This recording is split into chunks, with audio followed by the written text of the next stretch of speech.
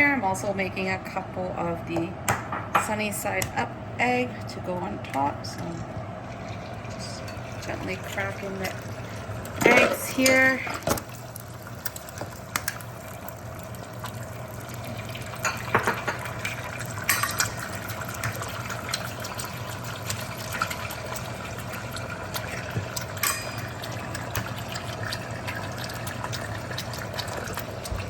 Go.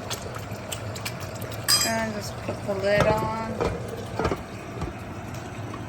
and let it go for a few minutes, and that will steam up and cook at the same time.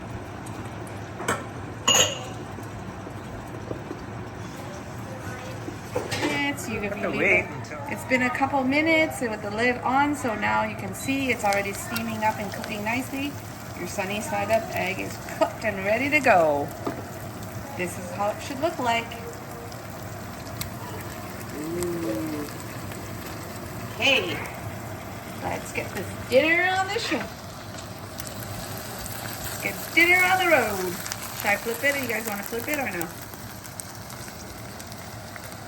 Kai likes it sunny side up, so I'm just going to leave it like this.